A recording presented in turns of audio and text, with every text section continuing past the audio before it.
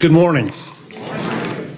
Thomas Crouch, former curator of the Smithsonian National Air and Space Museum, once described the airplane as the definitive invention of the 20th century. Crouch suggests that the invention of the airplane reshaped the course of human history. Considering the technological, social, and cultural impact of the airplane in the progression of human evolution, the historical significance of being credited as the first human to achieve sustained heavier-than-air flight is immeasurable. In research relating to early aerial experimenters in Alabama and elsewhere, it is not uncommon to uncover claims by families or supporters that an individual experimenter achieved the milestone of human flight weeks, months, or even years before the Wright Brothers' success at Kitty Hawk. In most cases, these claims are based on a story passed down by someone who knew someone who heard something about the experimenter and his machine. Any comparison to the achievement of Orville and Wilbur Wright must be based on the same set of criteria. The Wright brothers were not the first to fly. They never claimed to be. In fact, early Wright experiments were based on information obtained from other early experimenters, notably German mechanical engineer Otto Lilienthal. In an article published in December 1913, titled "How We Made the First Flight," Orville Wright described their historic achievement. According to Wright, the flight lasted only 12 seconds, but it was nevertheless the first time in the history of the world in which a machine that carried a man had raised itself by its own power into the air, in full flight, had sailed forward without a reduction in speed, and had finally landed at a point as high as that from which it started. Now, I think we can agree that this is a very specific description of what the brothers achieved. Based on that definition, the first documented powered, controlled, and sustained flight of a heavier-than-air machine over the state of Alabama occurred on March 26, 1910, when Orville Wright ascended above the cotton fields west of Montgomery in a Wright transitional flyer. The flight was made in conjunction with the establishment of the nation's first civilian flying school organized by Orville and Wilbur Wright to train aviators for their newly formed Wright Exhibition Company. The school was located on what are now the grounds of Maxwell Air Force Base here in Montgomery. Orville Wright made 2 flights that day, each approximately 5 minutes in duration, and achieved an altitude of approximately 50 feet. Although the flight had not been previously announced to the public, it is significant to note that the flight was witnessed by a group of spectators from the city of Montgomery and documented by a reporter from the Montgomery Advertiser. Now, even though Orville Wright was the first to achieve flight in a heavier-than-air machine over Alabama, he was not the first to conceive of the possibility. The earliest reference we have relating to aerial experiments in Alabama can be found approximately 13 miles east of Grove Hill, Alabama, the county seat of Clark County, near the intersection of U.S. Highway 84 and Clark County Road 35, which is a narrow 2-lane blacktop road known by local residents as the Old Line Road. Now, traveling south on the Old Line Road, just beyond the point where the pavement ends, the Clark County Historical Society erected a marker commemorating the once thriving community of Suggsville. Established in 1819, the settlement gained prominence as the site of Clark County's first newspaper and cotton gin. In addition to being an early religious and educational center, the text on the marker suggests that Suggsville was also the site of extensive aviation experiments 100 years before the Wright brothers. This claim gained support in 1940 when a young reporter for the Thomasville Times, Catherine Tucker, who we know as a beloved writer today, Catherine Tucker Wyndham, published an article in that publication, Suggsville Physician Almost Flew, in 1860. The source for this article was a book, A Glance into the Great Southeast, or Clark County, Alabama, and its surroundings, by Reverend T.H. Ball. As described by Reverend Ball, the originator of these early aviation experiments was Dr. Andrew Denny, the most noted physician in the county, who was employed in treating the most extreme and dangerous cases, but who Ball also describes as a peculiar man who endeavored to construct a flying machine. Dr. Denny was a native of Boston who relocated to Suggsville in 1836. A graduate of the Harvard Medical School, Denny's reputation as a medical practitioner extended well beyond Clark County, as he served as president of the Alabama State Medical Association in 1853. Although viewed as somewhat eccentric by many residents of Suggsville, other acquaintances preferred to describe him as an experimenter and visionary, terms that have been used to describe other early aerial experimenters in Alabama. Now, Ball describes Denny as a man of many interests who maintained approximately 2,000 hives of little busy bees located throughout the Suggsville community. Friends and neighbors would observe the good doctor sitting for hours studying the action of these little flyers. Ball suggests that this may have been the catalyst that led Denny to formulate his concept of a flying machine. Reportedly, the house in which Denny resided was located at the top of a very high hill. It seemed to have been his plan to build something like a glider that would soar from the hill and remain aloft by mechanically flapping the wings of the machine, a design we know as an ornithopter. There is no existing record of Denny's concept, but I hope this image will help you visualize his design philosophy. Now, Ball further suggests that Denny employed the services of a mechanic for up to 2 years to assist in the construction of the machine, and that he invested a sum of between $5,000 and $8,000 in an effort to mechanically replicate the natural ability of bees to sustain flight. The story of Dr. Denny illustrates two challenges relating to research into early aerial experimenters. The first is a lack of documented evidence relating to their work. In many cases, we have only stories handed down through generations, stories that, as you can imagine, tend to enhance or exaggerate the actual achievements of the individuals involved, as memory of these events fade with the passage of time. The second relates to generalizations. The commemorative marker at Suggsville states, site of extensive aviation experiments 100 years before the Wright brothers. Unfortunately, Denny did not arrive in Suggsville until 1836 and did not immediately begin his experiments. If we utilize the year 1860, as stated in the Thomasville Times article, then these experiments predate those of the Wrights by only 39 years. 2 years after Dr. Andrew Denny arrived in Suggsville to begin his endeavor to construct a flying machine, Louis Archer Boswell was born in Lunenburg County, Virginia. Like Denny, Boswell was a man of medicine. He attended the University of Virginia before enrolling in the Jefferson Medical School in Philadelphia. Following the completion of his medical education, Boswell relocated to Greenwood, Mississippi, to establish a medical practice. Biographer Landon C. Bell describes the doctor as not only a highly educated physician, but his educational attainments in other fields were of an extraordinary character. These educational attainments led Boswell to develop an interest in the study of the flight of birds.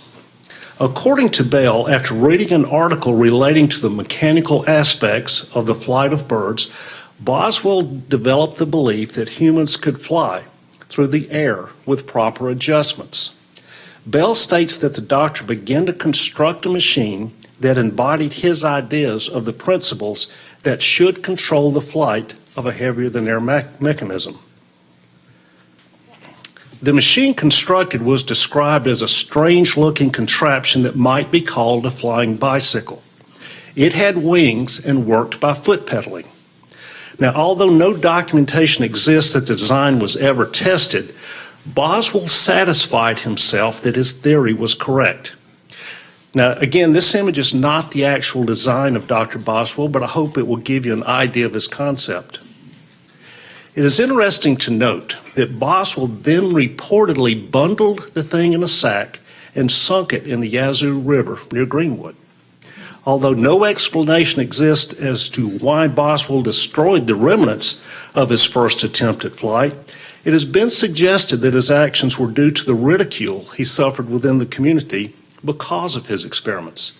However, others have hypothesized that his motive was a determination to prevent others from copying his ideas.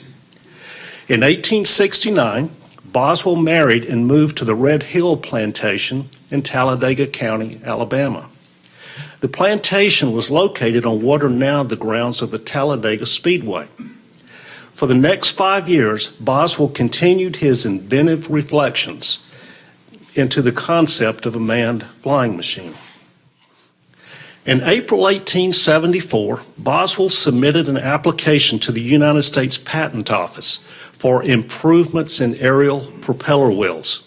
These wheels were designed to propel a heavier-than-air machine similar to, but an improvement on that built by Dr. Boswell and sunk in the Yazoo River. He purportedly had a jeweler in Talladega construct a miniature model of a flying machine he called a flying boat that was designed to utilize these aerial propeller wheels. The model was approximately 12 inches in length and was powered by a clock spring mechanism. According to family members, Dr. Boswell would place the model on a table, start it, and the model would sail across the room. The patent for his aerial propeller wheels was granted in September of 1874. Now, it's important to consider that applications for patents could be based on what was known as a prosthetic concept. Essentially, this type of patent does not require a working model, only a description of the predicted results rather than those actually achieved. The experimenter need only to describe how to construct and use the device in lieu of providing a working prototype. Boswell spent the remaining years of his life soliciting financing for the construction of a lightweight motor to supply the propulsion for his design. In 1900, he wrote to the Secretary of War requesting a loan of $1,000 for this purpose. In his letter, Boswell stated, "You need a flying machine. I claim to have contrived all needful devices for ascent and descent at will, with ease and safety, and to guide right and left as readily as one does a canoe on a still lake." The Board of Ordnance and Fortification respectfully returned his request because of their ongoing financial support for a series of experiments in air navigation being conducted by Mr. Samuel P. Langley of the Smithsonian Institution.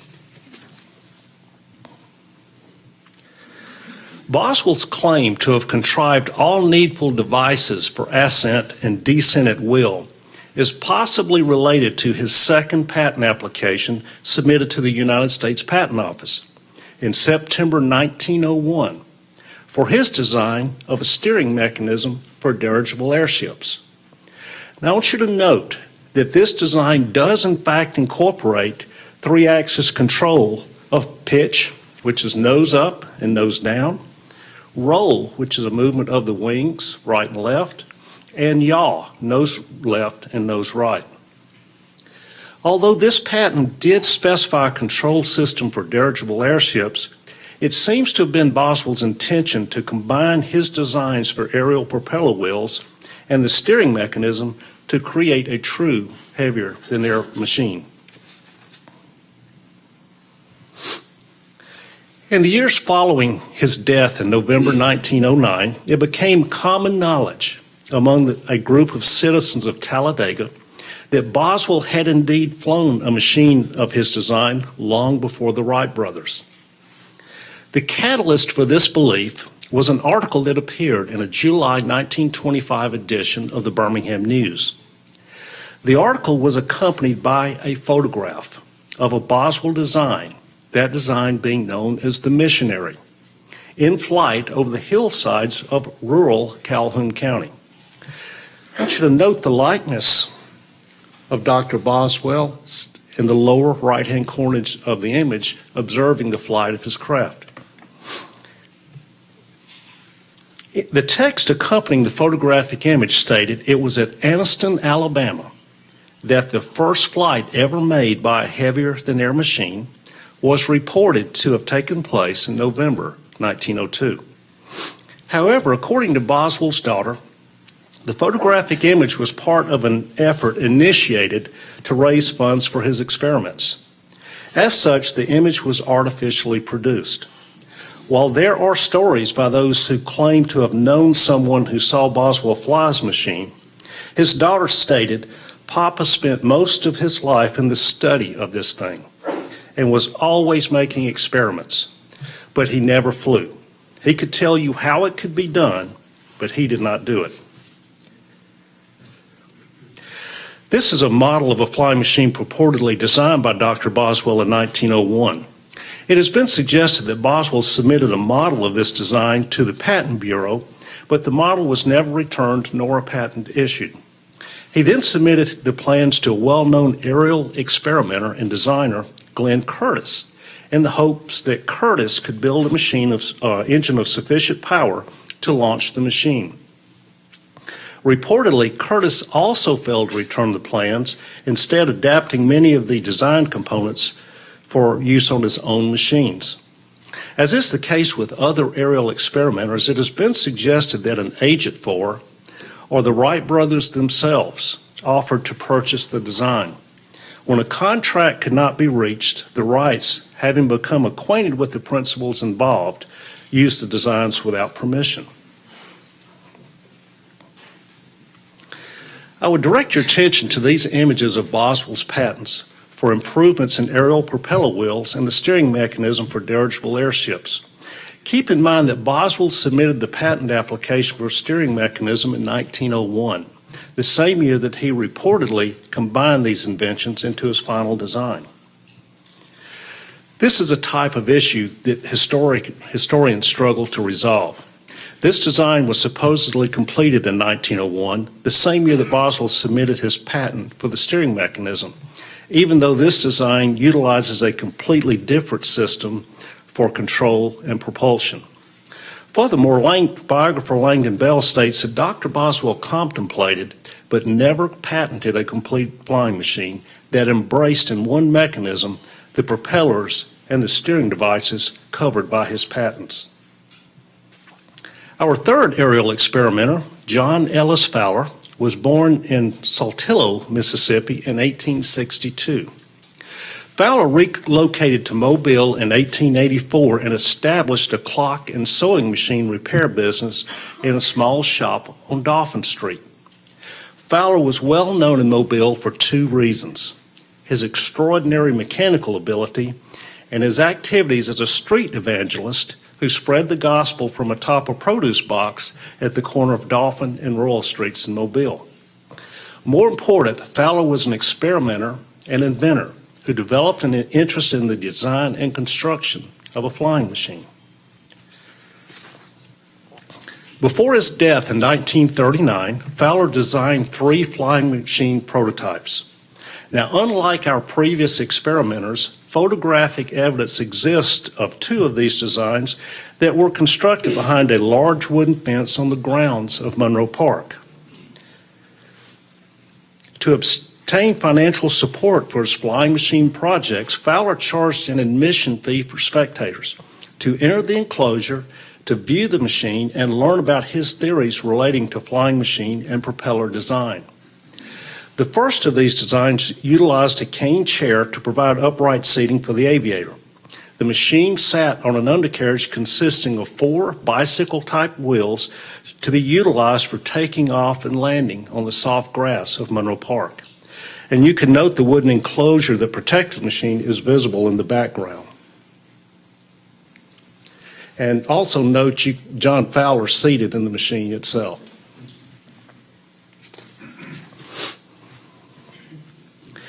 The monoplane design circa 1902 consisted of one large lifting surface supplemented by a second horizontal plane at the rear of the machine. Fowler utilized his expertise in clock repair to design a mechanism that rotated 2 propellers at a high rate of speed to propel the machine through the air. A banner on the wooden enclosure invites the public to view the machine during established business hours. See it at the far right. And I'd also direct your attention to the propellers on the flying machine. Fowler would later apply for a patent on these propellers. It is ironic to consider that Monroe Park, the site Fowler chose to display his creations, would eventually become the focal point of aviation in the city of Mobile. In 1917, the city's first municipal airport, Legion Field, was constructed less than 1 mile from the park itself. The original Bates Field and subsequently Brookley Field would be constructed only a short distance away. This article from a Mobile newspaper describes John Fowler as best being known as a street preacher who occasionally invents what he calls flying machines. Note that Fowler charged the public an admission price of 10 cents to view his creation. According to Fowler, the funds raised would be used to make good headway and finish the machine. Although Fowler had invited the public to Monroe Park to see one of his machines fly, the large crowd that had assembled was disappointed. The news article states that he would make it move in midair the following Sunday. In an interesting side note, it was later reported that the machine Fowler intended to make move in midair was destroyed before an attempted flight could be made. Now, depending on which news source reported the event, either anxious citizens, fearful that Fowler would kill himself, began tearing the plane apart, or a group of men, for unexplained reasons, destroyed it the week before Fowler had scheduled the flight.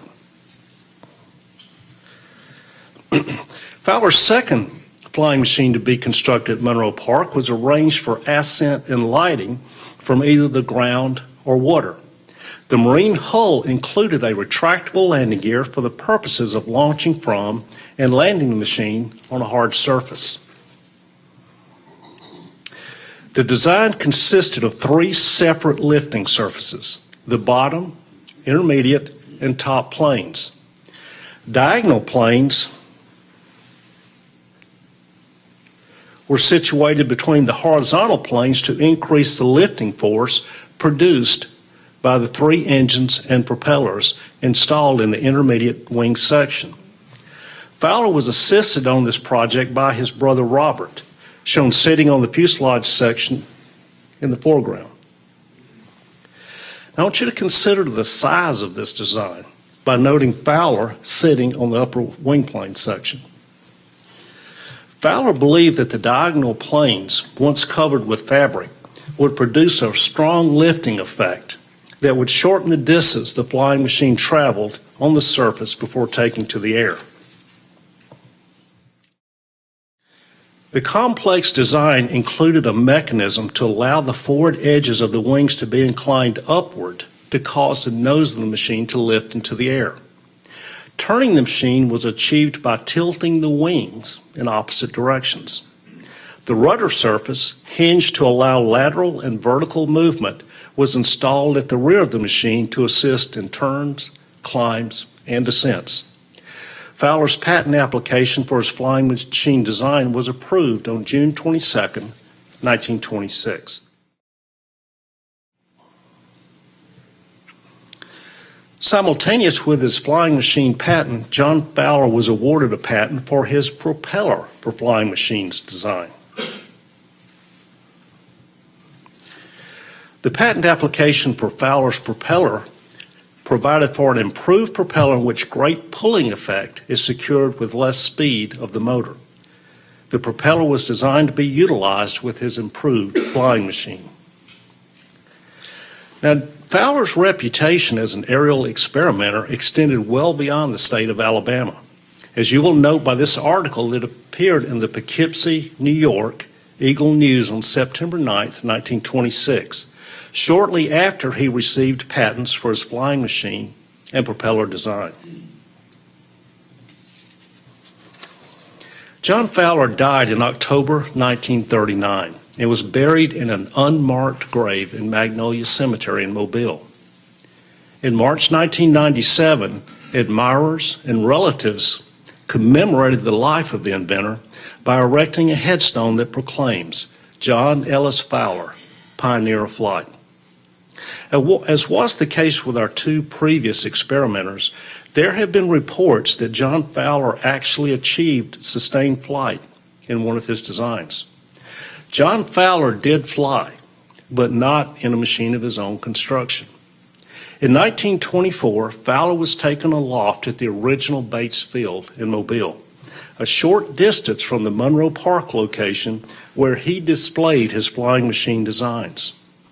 After the flight, he commented, "The reason I waited all of these years before going up is that I'd always wanted to take the first airplane ride in my own machine.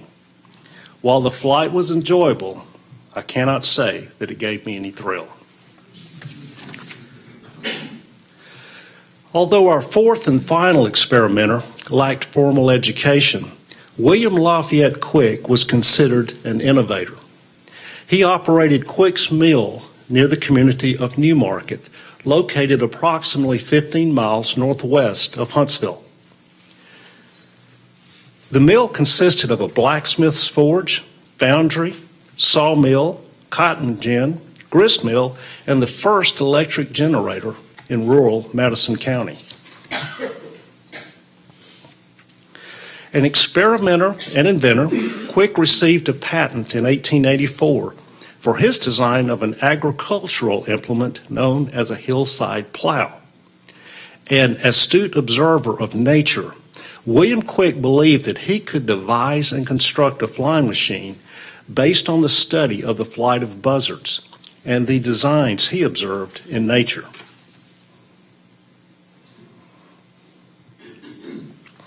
Construction of his flying machine began in 1900, but required almost 8 years to complete.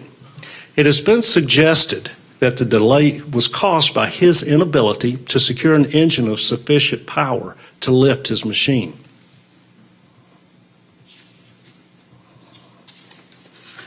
The design included a number of very interesting features. Unlike the biplane arrangement of most designs of the period, Quick developed a monoplane with an identifiable fuselage that allowed the operator to sit in an upright position.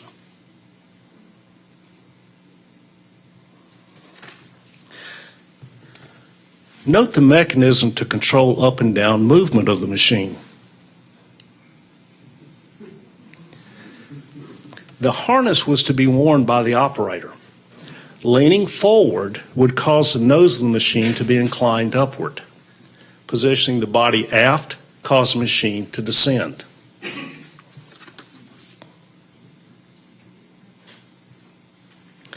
The Quick machine also integrated a tractor propulsion system instead of the more common pusher system utilized on the Wright and Curtiss designs.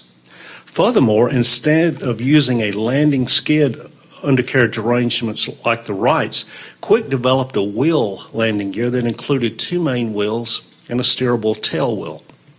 I'd also like to point out the bird-shaped wing structure.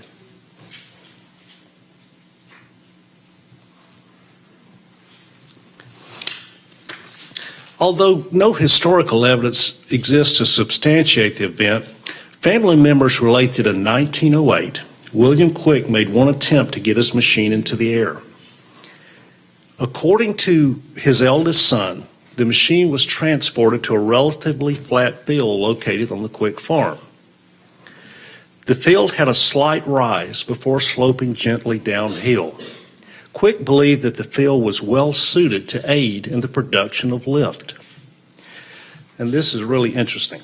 Because of the lack of sufficient engine power and his lighter weight, Quick's 16-year-old son, William Massey Quick, was placed at the controls.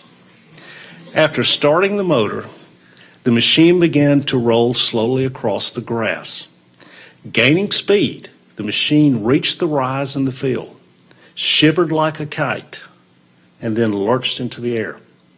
Years later, a member of the family estimated that the machine rose to an altitude of 8 to 10 feet and traveled a distance of approximately 60 to 75 feet before the left wing dropped, causing the machine to strike the ground.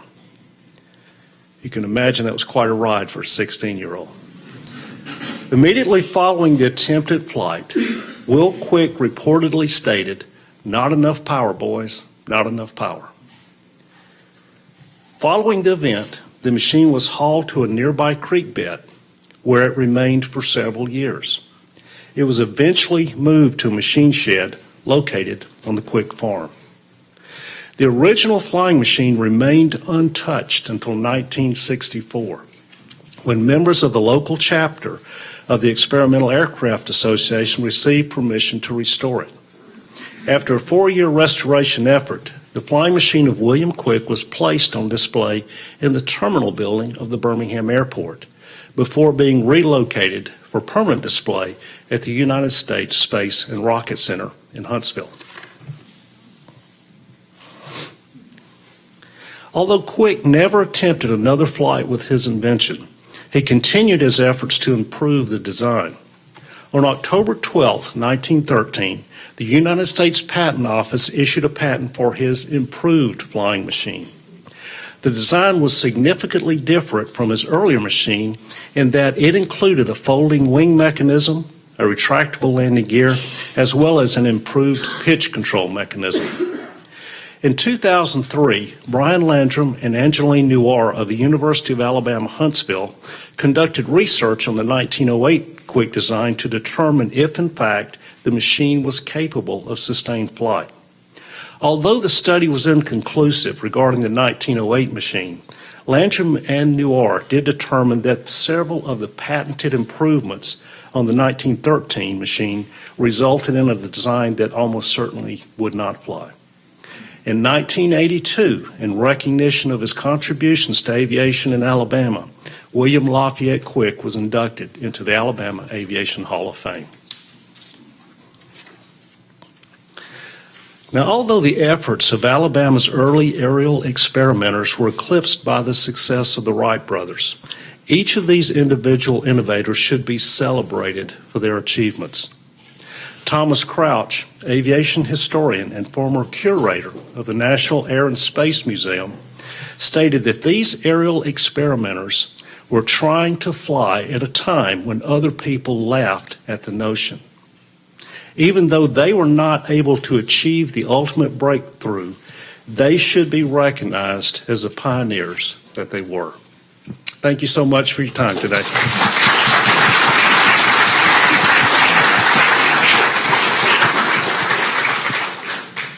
If you have any questions, if you'll just raise your hand and we will pass microphones to you. Please speak into the microphone for your question. That way we can get it recorded.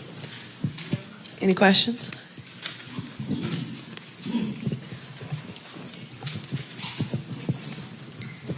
Do all the states have all these claims that we have, or is this just Alabama? I think I heard, do other states have these claims? Yes, ma'am. Almost all 50. Almost all 50. Sir, why Montgomery? Why did the Wright brothers come here?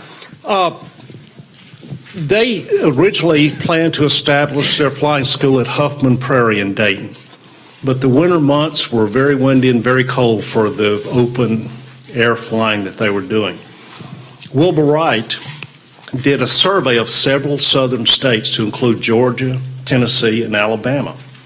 And he was looking for really two factors, well, three: a flat, unobstructed field, mild climate, and a generous 7 to 9 mile an hour average wind speed that they needed to get the craft aloft. He visited, as I mentioned, Augusta, Jacksonville, the Memphis area, but Alabama heard him coming, and they were there at Union Station to meet him, and they put forth a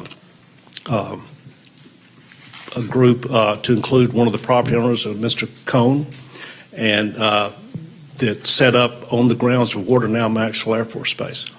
And intentionally, the plan was to stay here and manufacture airplanes, but for whatever reason, changes in their plans, they were here for just over 2 months. But terrain, climate, and were the big factors. Yes, sir. Who's the young man in the photo there, or what is the significance of that dream I'm looking at? If you can find out, let me know. That image is one of my favorites of all time. I found it in the archives of the University of South Alabama, and they have no idea.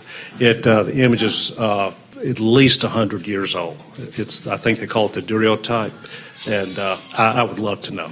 Not sure I'll ever find out, but I'll keep looking. Yeah, I was just wondering what the progress of the Wright Brothers Museum, we building out here. Yes, sir. One of the main supporters, I was very involved with that project, but one of the main supporters, Mr. Floyd McGowan, passed away. And I'm not sure what the status is anymore. I'm not sure anything's been done currently on it.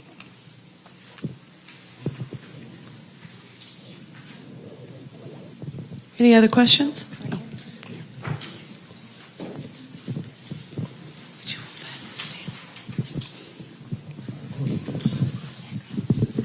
A comment first. That looks like a Braille design up there, so maybe that's it does.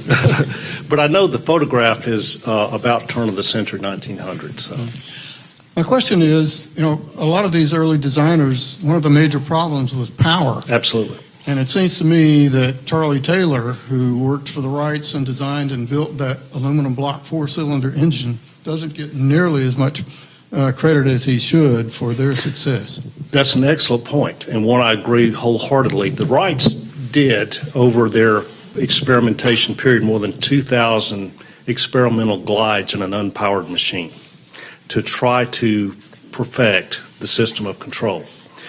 But that meant nothing without that engine, and that was the big struggle. And even with our experimenters here, the lack of a suitable or an engine of suitable horsepower that was not too heavy to lift. And that's where Charlie Taylor absolutely made this whole thing work. And I was thinking a little earlier, driving down here, when we talk about these experimenters, it's a very fine line between some of the people we talk about and a Bill Gates.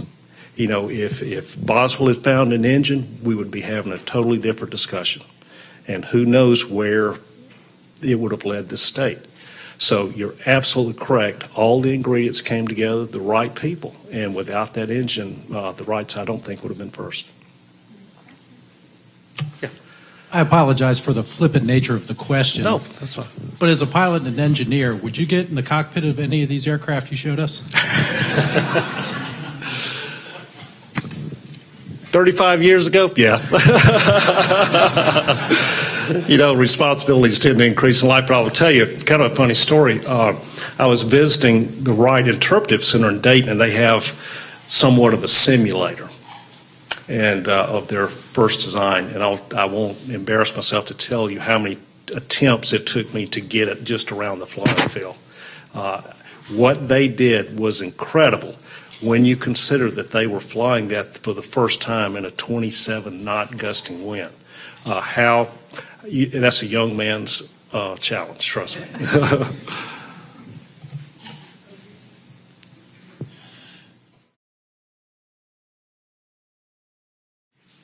You'll be next. I'm sorry. My parents are from Covington County, Alabama, and I was looking through a history of Covington County, Alabama several weeks ago, and this is the time when Jackson Lumber Company was in full growth mode. There was a picture there in the history of what looked like a fairly decent aircraft. And the gentleman that built it apparently abandoned the project. Are you familiar with anything going on? This is probably in the early 1900s. I grew up in Monroe County, so I'm just across the way there. I do actually, and my age is showing on me, but the gentleman's name escapes me, but I'm very familiar with it. And he actually evolved into becoming a well-known helicopter designer. And if you'll give me a few minutes, I'll tell you his name. It just escapes me at the moment. But I did come across it. I've got a favorite image of mine of him. It was every man's helicopter, essentially. You could drive it on the street, and if traffic or whatever got bad, you just start the rotor blade and go over. And I've got a picture of him, and if I can get your name, I'll send you that picture. But I am very familiar with that. But this is the kind of thing, this whole discussion, it creates opportunities to find out about other inventors who I may not be familiar with. But I appreciate that. Well, by the way, I'm from Monroeville, too. When did you leave Monroeville? 1984. Okay. Yeah. I finished high school there in '66, so. Well, I'll say that predates me a little bit. Yeah. But won't say how much. Yeah. You say the Wright brothers were both of them here or just one? Well, Wilbur came and scouted the location. Orville came to run the school. And once Orville set up shop, Wilbur did not come back here. Well, that almost answers my question. Basically, Orville just gave flying lessons here. Is that about what he did? That's exactly what he did. And it's funny. He taught a gentleman, Walter Brookings was his first student. And we've heard the stories of the night flight they did here. And I had the pleasure of doing a presentation here on that subject. And Orville gave Brookings about 12 minutes of instructing. And then he went back to Ohio, and Brookings was the instructor. Well, I really haven't heard about that night flight. Why don't you tell us? Yeah, it was not the first, but it was, some suggest it was the first to actually take off, fly, and land at night. The winds and weather had been so bad that they were unable to fly in the daytime, so they collected a bunch of people to light some smudge spots. And they actually flew at night to try to get Arch Hoxsey, Brookings' student, trained. Pretty interesting. You mentioned Glenn Curtis. Yes, sir. Was he not the first to incorporate ailerons? He sure was. The Wrights were, their technology was warping the wings. Curtis was the first to use the movable separate surfaces we now know as ailerons. Yes, sir, that's exactly right. I suspect you've read David McCullough's Yes, book on the Wright brothers. Were you surprised at almost no mention whatsoever of events here in Montgomery? I was very surprised. But I'll tell you, nationwide, nobody knows about it.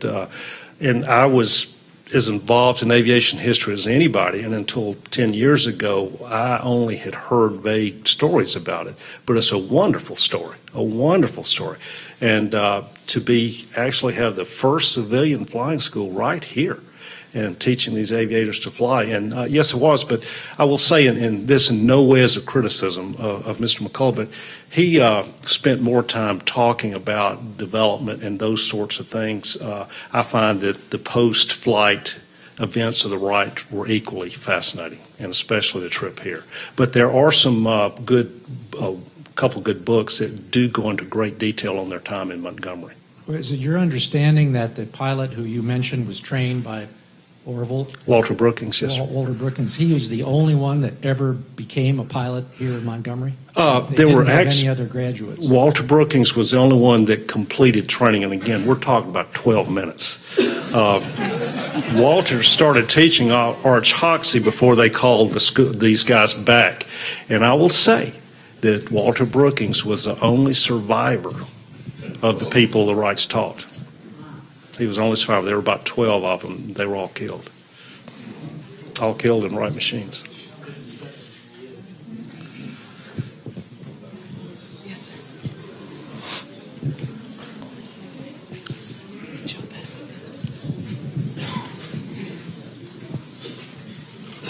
Just a comment to frame the time, the passage of time between when the initial flight was. Some years ago here in town, we celebrated the 50th anniversary of flight, and they had the Wright Flyer here.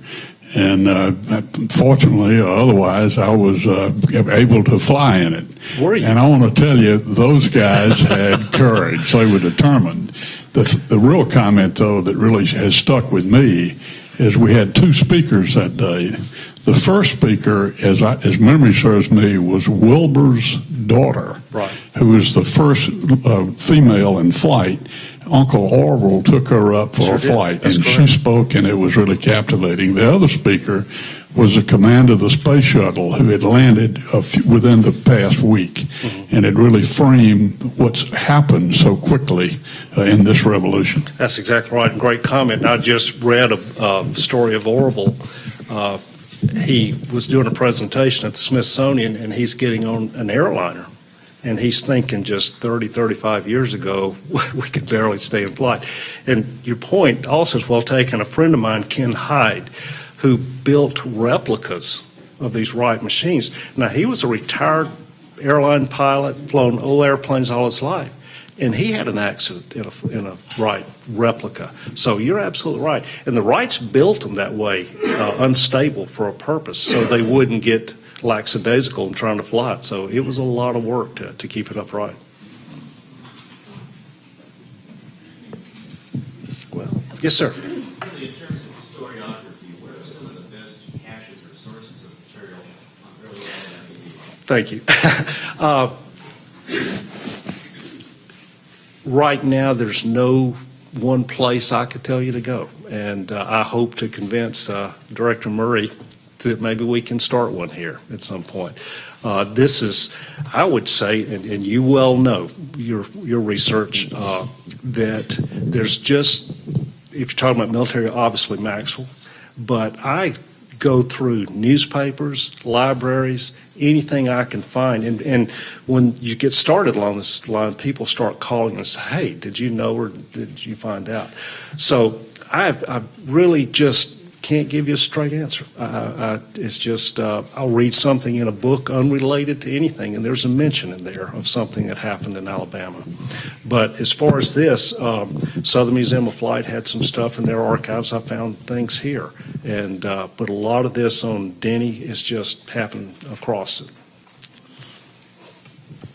I seem to remember a few years ago that there was a modern attempt to rebuild the Wright's airplane and to fly it, and as I remember, it ignominiously flipped off the end of the rail and into the mud. Yeah, that was at the Centennial, and this gentleman I was telling you about, Ken Hyde, that built those replicas, that is in fact the case, and the weather was rainy, and you have to think for a minute, these guys had to have at least 9 to 10 knots of wind to fly this thing.